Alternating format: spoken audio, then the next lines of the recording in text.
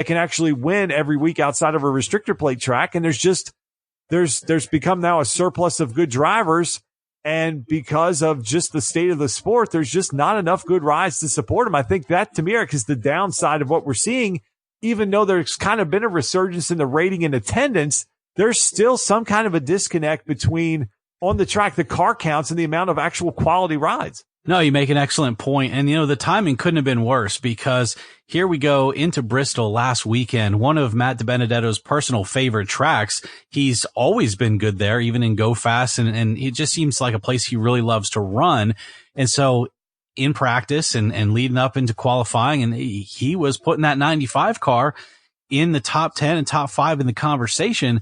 And lo and behold, he becomes a mega fan favorite this past weekend, not only because of the news that he was going to lose his ride, and he seemed to be a popular guy anyway. Like, he has the marketability, right? We've talked about with Kenseth and others that just, they seem to have the career stats, but not the marketability.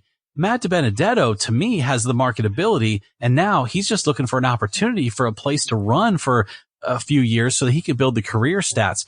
So he's a likable guy. He's running a small team, and he's running the crap out of that car at Bristol to the point where he's actually taken the lead of the race with a handful of laps to go. And with, 50 laps to go, I should say, even at Bristol, that's really only a handful. However, with 20 laps to go, roughly in that range, he had to battle around Ryan Newman, who was fighting to stay on the lead lap. Now, in a 500 lap race, if we were on lap 150 or 200, I could understand what happens here. But at basically, like I said, with 20 to go, that is at Bristol, that's like 4 minutes. These guys go around the track in about 15 to 16 seconds. So you're talking in a matter of 4 minutes. Ryan Newman was not going to change his position in the standings by fighting Matt DiBenedetto in this moment to stay on the lead lap. The race was essentially over for everyone except for Matt DiBenedetto and Denny Hamlin. Our NASCAR fans that listen to this show will be upset if we don't at least address this situation and what our opinions are of it, because I know I went on a little bit of a tweet storm, added Ryan Newman a couple of times even, because I had trouble sleeping on Saturday night because I was so pissed off that Ryan Newman, in my eyes, took a win away from Matt DiBenedetto in a moment where it could have been the biggest thing in his career. How do you feel about it? Am I right or wrong? No, I think this is, again, when we talk about the fan side of us and how we react in the moment. Ryan Newman has shown himself to be a guy that is willing to do whatever to advance. It wasn't that many years ago when it was still called Phoenix. Yeah. I believe he punched Kyle Larson right into the wall to make a pass to advance. So you can't talk about how smart a guy is. He's got an engineering background and this and that. And then no one on the broadcast, and really it seems like no one in the general NASCAR community has talked about the fact of, what if Ryan Newman, as a guy who's a bubble driver, sees a guy behind him leading the race that from a point standpoint is not going to point him his way in, but he could absolutely change the bubble position and if with a win and leapfrog a guy like Newman and really put him in some hot water trying to make the playoffs. And he just runs him really hard and ends up tearing up his fender to the point that the car tightens up and it makes it a much easier pass for Denny Hamlin. I don't know what was going through Ryan Newman's head at that time. They never played any radio from the spotter if he told him if he was clear or not, if there was a car on the outside. Eric Almirola was kind of down low, so Newman was trying to get around him. But he pinched off the 95 and put him in a terrible position. Darn near ran him up into the wall, in my opinion. And he's lucky he didn't get caught and get put in the fence himself for trying the move, because we've seen that a lot. We've seen guys, I mean, that was kind of what happened in the Xfinity race several times, where guys were going through lap traffic and just clipped the car in front of them. Or we've seen guys that try to get up in front of somebody and they end up getting turned into the wall. It's a bad look for Newman. He's always been he's the hardest guy on the track to pass at that point. Look, I said it on Twitter. I'll say it here. Probably the reason that I'm on this show and not a NASCAR driver is because if I was Matt DiBenedetto, there is no way in hell Ryan Newman is making the playoffs. Right. Because at Darlington, especially when they're running that close to the wall, if I got around him and I got a chance to tear him up some, or not, not even wreck him or spin him or hurt him, but if I get a chance just to stick that car in the fence as close as they run, just do some kind of damage where he gets a finish in the 25th or 28th or 30th, something like that, right? And make it easier for a Suarez or even a Jimmy Johnson to get back in. I'm taking that chance because Newman not only ruined the chance for the best story of the year, he ruined a chance for DiBenedetto to get in the playoffs and really have those extra weeks to be the underdog story, maybe advance around, just to be the story for 3 to 6 weeks. He took that from him because I don't see the 95 being able to compete at Darlington or Indy if they're a generation behind. So in my opinion, Eric, it's a bad look from a guy who's already got a reputation as, hey, if the circumstance allows for it, I'm going to do what it takes to advance. That's to me what it looked like.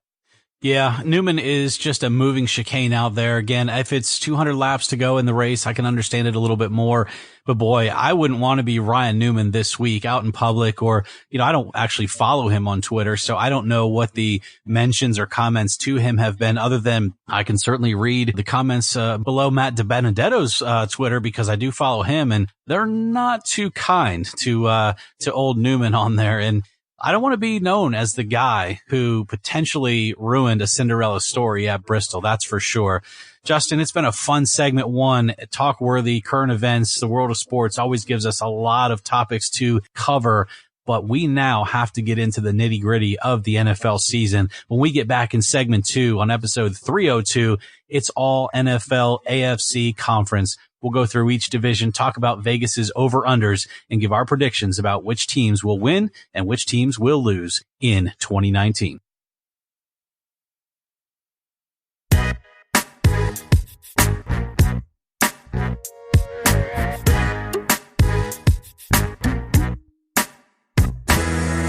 All right, we are back, and it's time for our third annual, Eric, 3 times now we've got to do this, but our third annual NFL preview show. And tonight we're going to do the entire AFC. So what we like to do is take the Vegas number of what number they've set for the over-under win total for the teams, and we like to pick them and see if we can, how close we can get to these during the season. I think we did pretty good last year on most of these teams. I think the one error that we probably had when we did the NFC, we seem to have a lot of wins there. So we've kind of gone back through, taken a look at that, picked the records to have 256 wins from these teams so that you won't see us having, 12 teams in the NFC with 10 wins, something crazy like that you'll hear on some of these other shows. So we're trying to do it legit as we can. So let's start with the AFC East. Their common opponents this year is the AFC North, NFC West.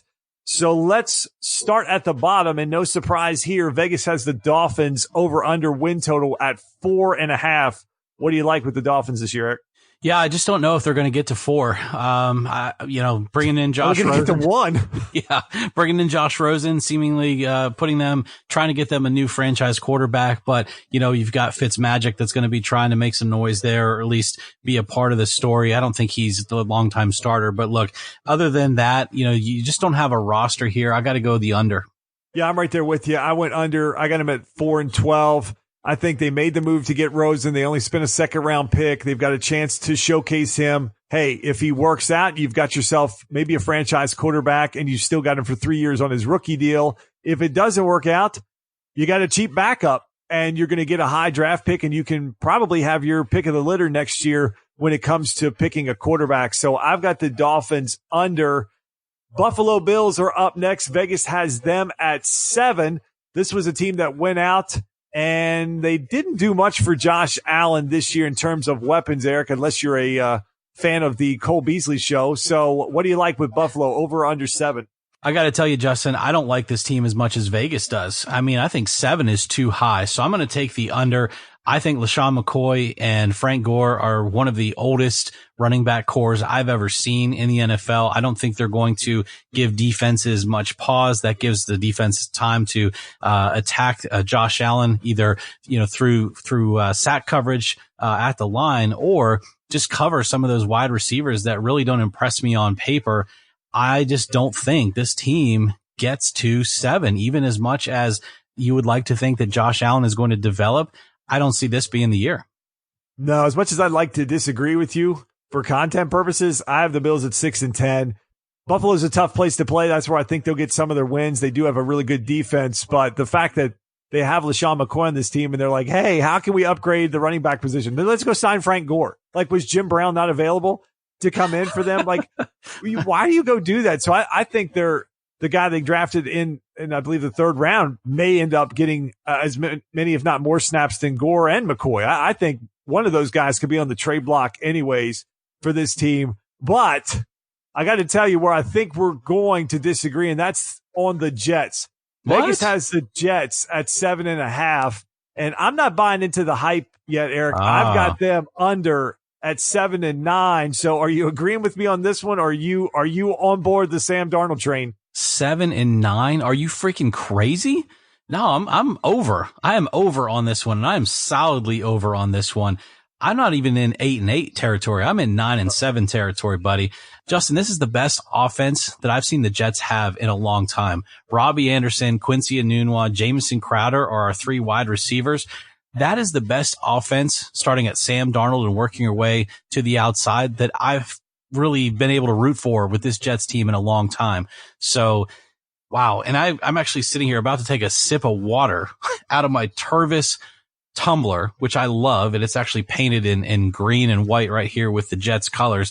And it just made me think, I know we're probably going to disagree. Well, maybe we will on Denver later. So let me put something out there. We will. Okay. Maybe not. So let's just stick to the Jets then. I'll do this for you. These Tervis tumblers are amazing. I know you have one here in the studio that's Denver. I've got Jets and Eagles, and there's Sixers one kicking around here somewhere. We love these Tervis tumblers. They keep beverages hot. They keep beverages cold.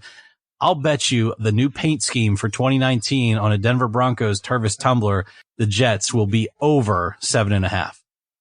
All right. I'll take that bet. I'll go with the under there, and I'll owe you a Jets or whatever kind of Tervis cup you want there if they go over. So yeah. All right. I'll start looking at the catalog. All right, you can do that. Maybe you can find yourself a wide receiver that can stay healthy or out of jail, too, while you're at it. All right, let's finish up the AFC East with the nemesis to the Jets, and that's the New England Patriots. They don't have Rob Gronkowski anymore, but Vegas still pretty high on the Patriots. They have their over-under set at 11. So what do you like here with New England?